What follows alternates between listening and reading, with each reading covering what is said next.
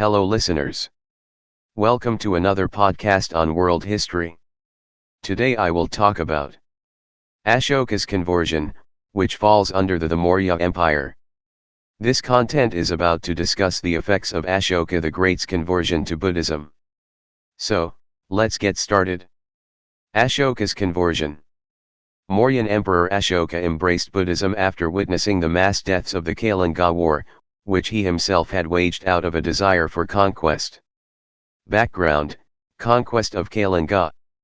While the early part of Ashoka's reign was apparently quite bloodthirsty, he became a follower of the Buddha's teachings after his conquest of Kailanga on the east coast of India in the present-day states of Odisha and north coastal Andhra Pradesh. Kailanga was a state that prided itself on its sovereignty and democracy. With its monarchical parliamentary democracy, it was quite an exception in ancient Bharata, where there existed the concept of Rajdharma. Rajdharma means the duty of the rulers, which was intrinsically entwined with the concept of bravery and dharma. The Kailanga War happened 8 years after his coronation. From Ashoka's 13th inscription, we come to know that the battle was a massive one and caused the deaths of more than 100,000 soldiers and many civilians who rose up in defense. Over 150,000 were deported. When he was walking through the grounds of Kailanga after his conquest, rejoicing in his victory, he was moved by the number of bodies strewn there and the wails of the bereaved. Conversion to Buddhism. Edict 13 on the edicts of Ashoka rock inscriptions reflect the great remorse the king felt after observing the destruction of Kailanga.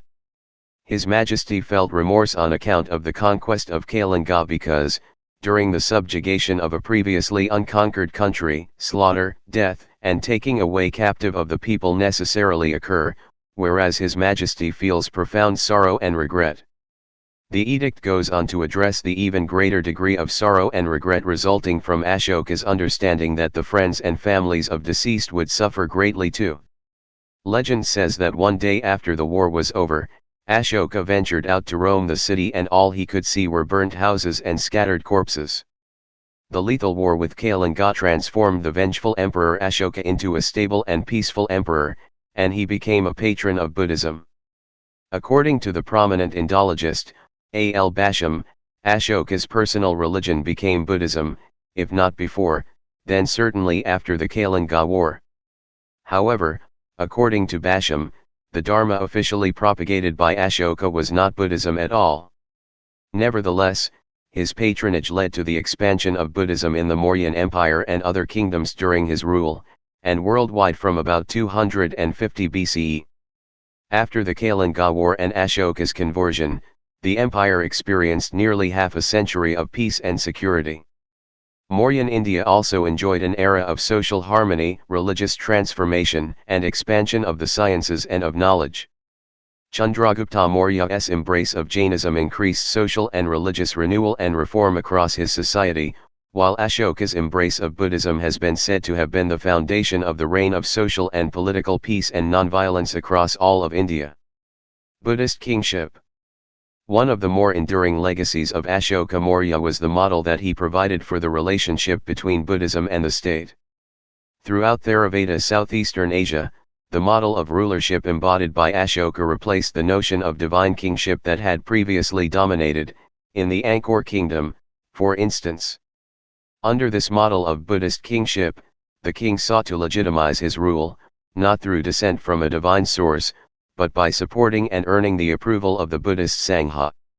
Following Ashoka's example, kings established monasteries, funded the construction of stupas, and supported the ordination of monks in their kingdom. Many rulers also took an active role in resolving disputes over the status and regulation of the Sangha, as Ashoka had by calling a conclave to settle a number of contentious issues during his reign. This development ultimately led to a close association in many Southeast Asian countries between the monarchy and the religious hierarchy, an association that can still be seen today in the state-supported Buddhism of Thailand, and the traditional role of the Thai king as both a religious and secular leader. Ashoka also said that his courtiers always governed the people in a moral manner. As a Buddhist emperor, Ashoka believed that Buddhism is beneficial for all human beings, as well as animals and plants, so he built a number of stupas, sanarama, viharas, chaitya, and residences for Buddhist monks all over South Asia and Central Asia. According to the Ashokavadana, he ordered the construction of 84,000 stupas to house the Buddha's relics. In the Ariyamanjusrimulakalpa, Ashoka takes offerings to each of these stupas, traveling in a chariot adorned with precious metals. He gave donations to viharas and mathas. He sent his only daughter, Sangamitra, and son, Mahendra, to spread Buddhism in Sri Lanka, then known as Tamraparni. Debate about Ashoka's conversion and rule.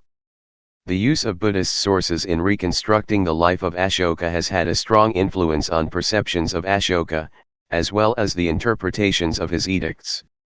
Building on traditional accounts, early scholars regarded Ashoka as a primarily Buddhist monarch who underwent a conversion to Buddhism and was actively engaged in sponsoring and supporting the Buddhist monastic institution.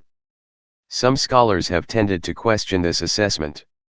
The only source of information not attributable to Buddhist sources are the Ashokan edicts, and these do not explicitly state that Ashoka was a Buddhist. In his edicts, Ashoka expresses support for all the major religions of his time: Buddhism, Brahmanism, Jainism, and Ajivakism.